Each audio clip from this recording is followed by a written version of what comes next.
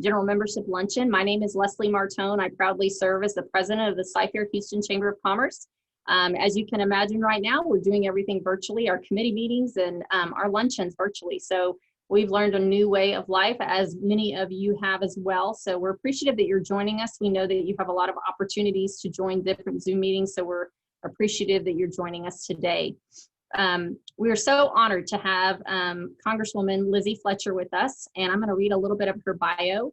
But I would ask that you continue to monitor your mute button and your video button so that if you, have background noise, as we all have in our homes and our offices, that won't interrupt our presentation.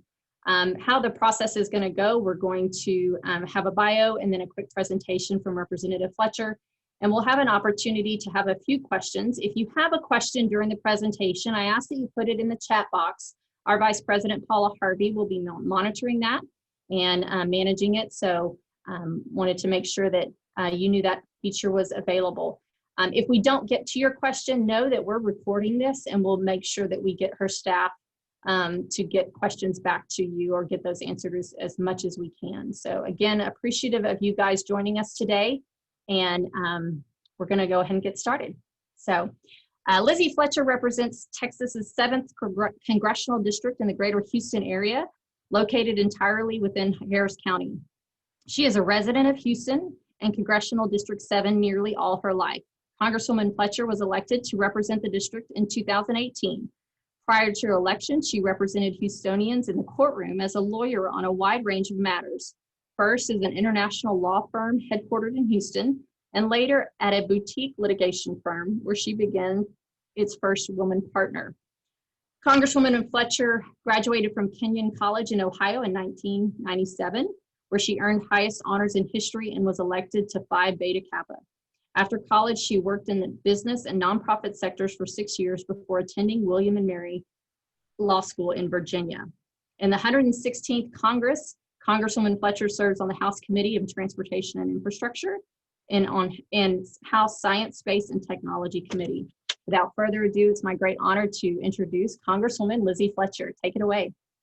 Thank you so much, Leslie. It's such a pleasure to see you and to visit with you and everybody who's on here today over Zoom. And I too appreciate that there are a lot of places you could be and a lot of things that you could be doing. And so I'm really glad that you're here today so that I can share with you a little bit of what I've been doing and also hear from you, whether in your questions or just your observations, things you think I should know.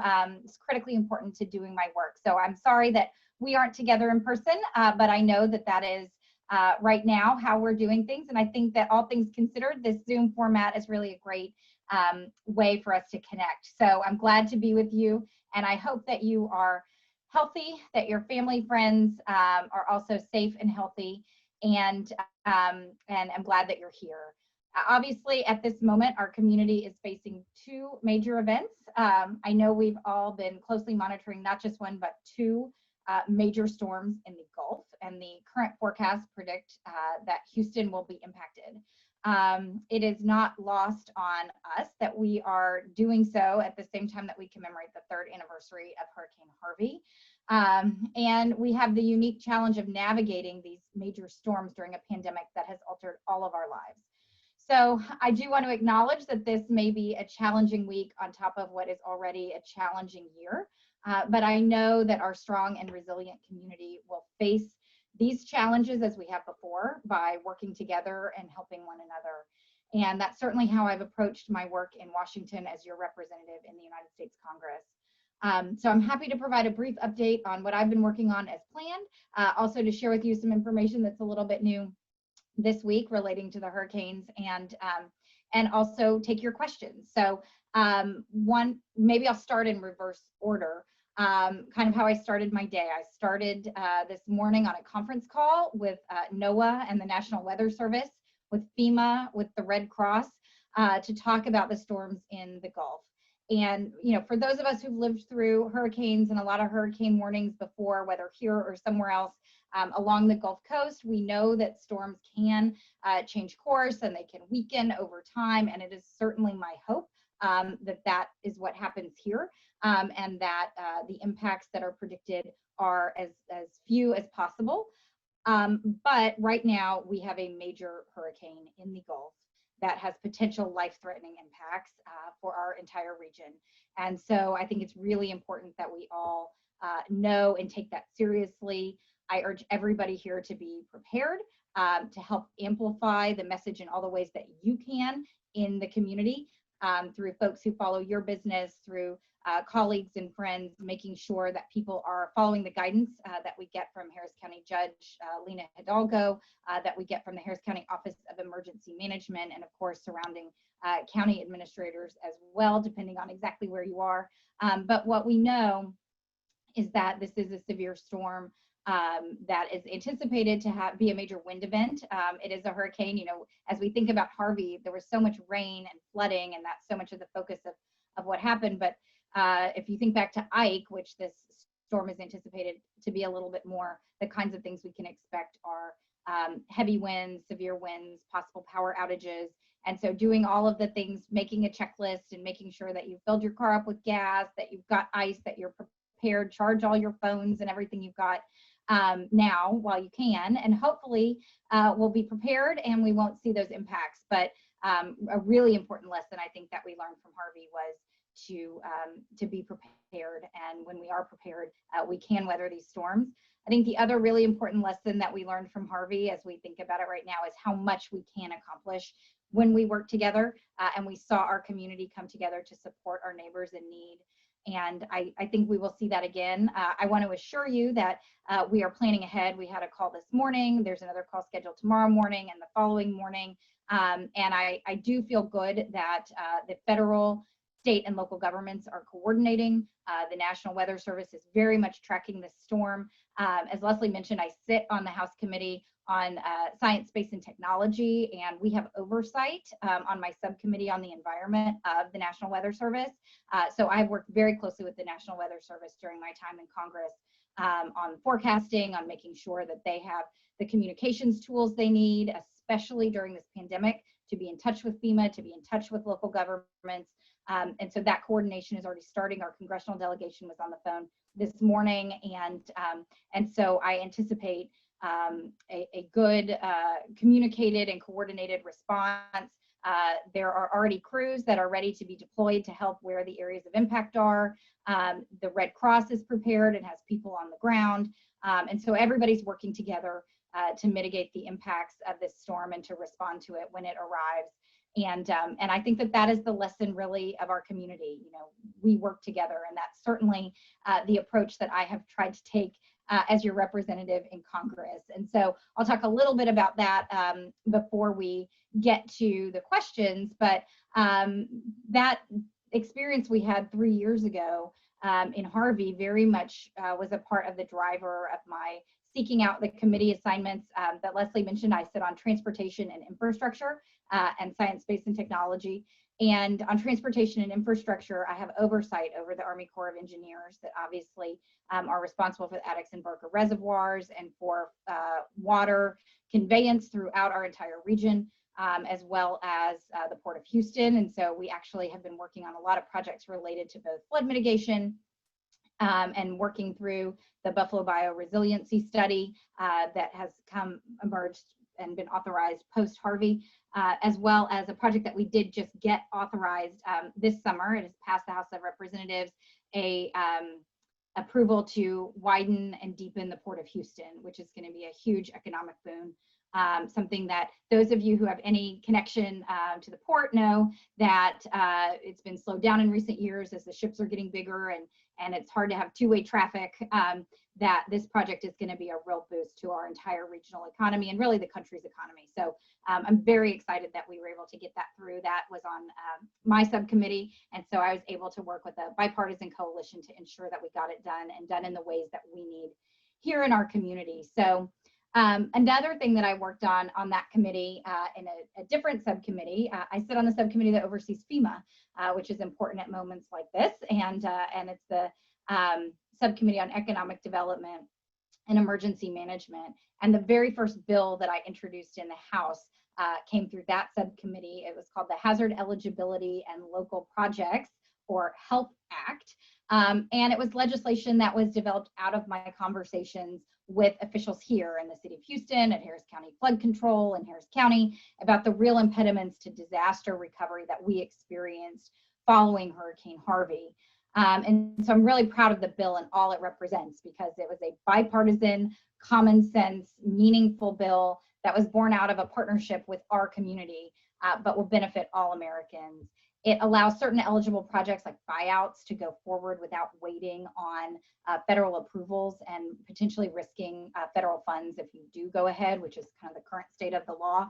So, you know, a meaningful change that seems fairly easy to implement to me, and a bipartisan group. I actually put together a group with Congressman Olson, who represents Texas 22, just south of me, and also our colleagues in North Carolina, G.K. Butterfield and Mark Meadows, to be the original co-sponsors. And as many of you may know, Mark Meadows is no longer my colleague in Congress. He's now the White House Chief of Staff. And so, you know, I am optimistic that I have an ally in the White House in trying to get this bill signed into law before the end of the year. It has passed the House, and I'm really proud that it was able to pass the House with more than 400 votes in favor of it. And so I think that that's the kind of thing we can do when we work together. And in fact, I saw former Congressman Meadows this weekend when I was in Washington. I'm back home in Houston now, but I was in Washington over the weekend. As many of you may know, Congress had a special session on Saturday to vote on additional funding for the post office. And I saw Congressman Meadows and talked to him about our bill and also about the storms in the Gulf and the real threat that we're facing and the importance of legislation like ours. And so it was a good reminder. We talked about getting the disaster declarations done early, and in fact they have been. So that's another really important and good step, that the disaster declarations have already been signed so that the federal resources can be mobilized as quickly as possible as soon as there's impact and we know what the needs are. And I think that that's really important. And I think it represents how I've approached my job in Congress, which is really by building coalitions, finding common ground, working together to focus on practical and pragmatic solutions. So that's a little bit about disaster recovery. Happy to talk about that at length. But also, I'm sure many of you are focused on and thinking about the other major challenge we're facing right now, which is, of course, the COVID-19 pandemic. And I think my work approaching that and the work of our office has been focused in very much the same way. I know that the virus has affected both our lives and our livelihoods. It's been a huge challenge for our economy, for our small businesses, for so many folks who have called our office who need help, unfortunately, either getting access to some of the loans through the SBA program that were authorized, or unfortunately needing help with unemployment assistance and trying to reach the Texas Workforce Commission. And I should say, kind of in the context of that, that Shirley Martinez is on the phone with me, as is Christopher Harvey, or I guess on the computer. On the phone, such a natural phrase, but we're on the computer. And Shirley is my deputy district director and oversees our constituent services program. And so whether it relates to COVID-19 or disaster relief or other kinds of relief, my office is here to help provide assistance with any kind of federal agencies. And so we have helped a lot of our neighbors navigate both the pandemic in terms of the PPP loans, helping them get their direct, their economic impact payments from the IRS. Of course, the Texas Workforce Commission is a state agency, but because we were getting so many calls, we have somebody in our office who's focused on just helping people navigate that process. And then, of course, all the time we're here, we help with a lot of immigration cases. We help with Social Security, Medicare, veterans benefits. There are all kinds of things we can do. So I just want to give that reminder that we're here to help with that. And certainly during the pandemic, we have helped a lot of our neighbors in accessing some of these programs. And as I mentioned, some of them were authorized in legislation from Congress. And until recently, most of that legislation has passed with overwhelming bipartisan support. And I think that's really important. That's what our country needs right now, is for us to come together and figure out how we address this problem together. So we passed several big bills. I won't get into the weeds on them, but if you have questions about them, I'm happy to answer those too. But starting in March, we passed several major pieces of legislation aimed at first funding research into a vaccine and treatments for the virus, as well as helping our hospitals and first responders. The big bill that most of you are probably familiar with is the CARES Act, that had the funding for the Paycheck Protection Program, PPP loans, authorized economic impact disaster loans, both from the SBA, critically important for businesses. Many businesses in our community were familiar with those because they had had access to those during Harvey. And so we have focused on helping folks get those, as well as some of the other major pieces of that legislation, of course, providing unemployment assistance to the states to supplement the unemployment insurance payments. Also making sure that money is going to hospitals to help provide for care, and of course for testing. There is a bill that many of you have probably heard about. The House passed a bill more than 100 days ago now, the HEROES Act, to do additional funding for state and local governments, for hospitals, and for additional economic impact payments and unemployment supplemental payments, in addition to many other programs. And so that is currently before the Senate. It has not passed, but I am optimistic that that we can continue to work together and pass additional assistance. So that's really important. And another just quick example, because I want to get to your questions as soon as I can, but another quick example of something we've done out of our office, help from Christopher and Shirley, talking to constituents about some of the challenges we face. We introduced a bill in this Congress that very much hope will get picked up, called the Lift Up Act. It's the Loan Interest Forgiveness for Taxpayers Under a Pandemic Act. And again, this was something that grew out of our experience here in Houston, where folks who were still paying off disaster loans from Harvey weren't getting exactly the same kind of relief that other small business owners who had SBA loans were getting. And so once again, I teamed up with Congressman Olson to expand debt forgiveness to those small businesses that receive aid from the CARES Act but had previous SBA disaster loans. And it's particularly important to businesses in our district and in our community. So we are continuing to monitor additional things we can do for anyone here. And unfortunately, I can't see all of you in your affiliations to know exactly what you're doing, but glad to hear about it. But I've signed on to legislation to help restaurants in particular. I do think eating out is sort of the national pastime here in Houston, and we have so many wonderful restaurants across our community that are really struggling. So there's a Restaurants Act. There are several pieces of legislation that we are hoping to see move forward to help small businesses throughout our community. And of course, to ensure that all of the businesses in our community are included in all of these programs and that we're not leaving anybody behind. And I think that that's really, really important. So those are some of the things we've been doing. Obviously, there's a ton of other work that we were doing before the pandemic hit. And I'm really proud of a lot of legislation and things I've been able to do, but mostly I'm just excited to be here and to have this incredible team on the ground in Houston, Shirley being such an important force in helping our constituents face all of the challenges. And right now I know there are many in front of us. So I'm glad to be with you and share those thoughts and also answer your questions, but I know we have limited time here, so please don't hesitate to call my office if you have questions or need assistance. I'm going to give you all the phone number if you want to write it down, and then I'll do it again. But it's 713-353-8680. And also my website, fletcher.house.gov, has a form you can send in. So if I don't get a chance to answer your question today, please don't hesitate to call. And I'm glad to hear from you and always glad to be able to help. So thanks so much for being here today, and I look forward to hearing your questions. Thank you, Congresswoman Fletcher, for joining us today. We so appreciate you being here. It is a busy time with all of the pandemic and the hurricane, let alone your normal transportation and everything else that you serve on. Looks like we have a question. Let me read it. How do you envision handling the funding challenges which may be faced to implement the Buffalo Bayou Tributaries Resiliency Study recommendations and our coastal storm surge protection needs? So yeah, obviously this comes from one of our flood experts, and he has some questions. Yeah, well, look, that is a huge question.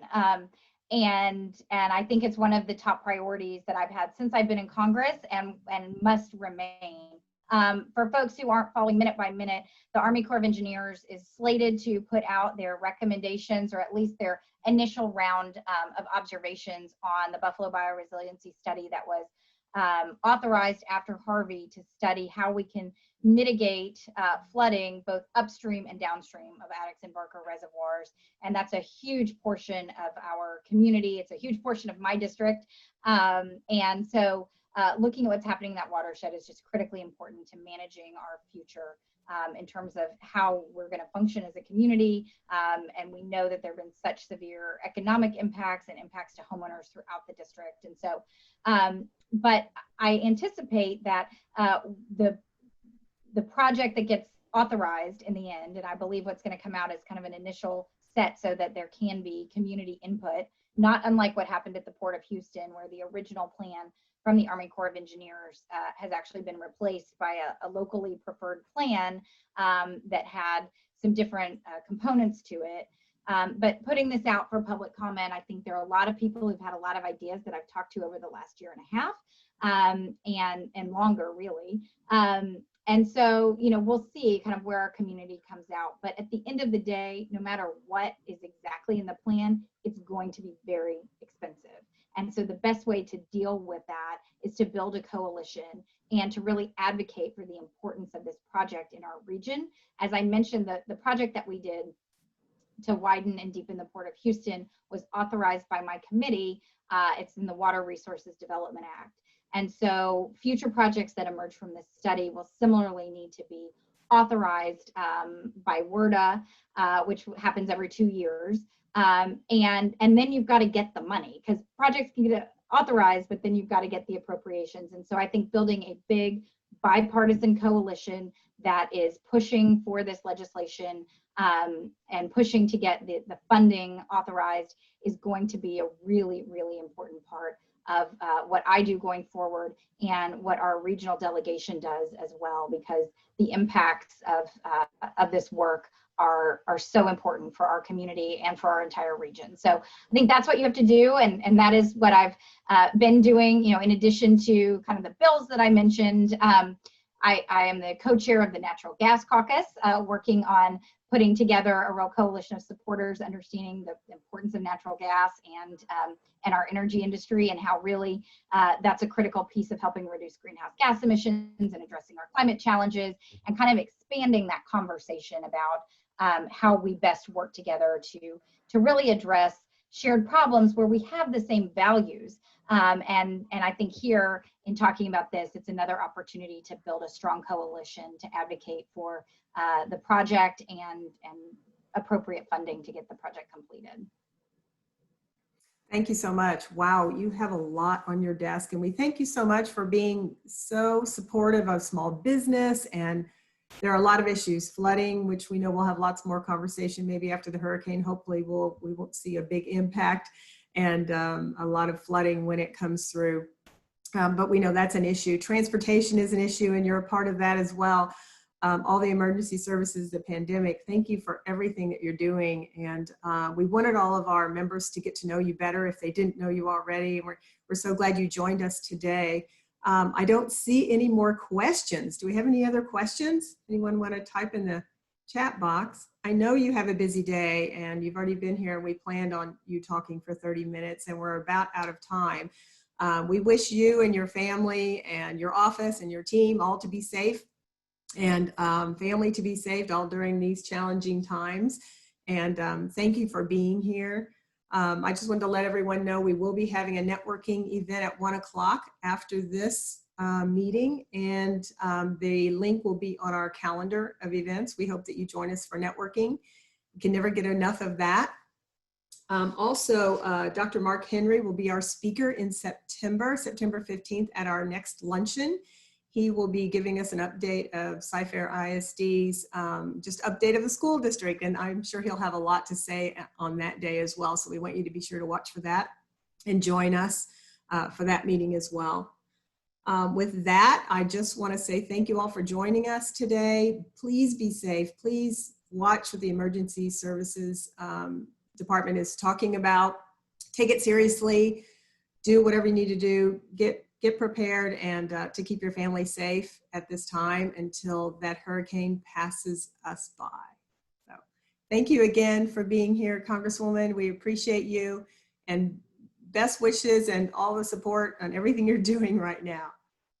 Thanks so much, Paula. Thanks to all of you for being here. Thank you, Leslie. I'm so glad to be with you, and I can only echo your sentiments to please stay safe, take good care, and I'll look forward to seeing you all again soon. Thanks so much. Thank you.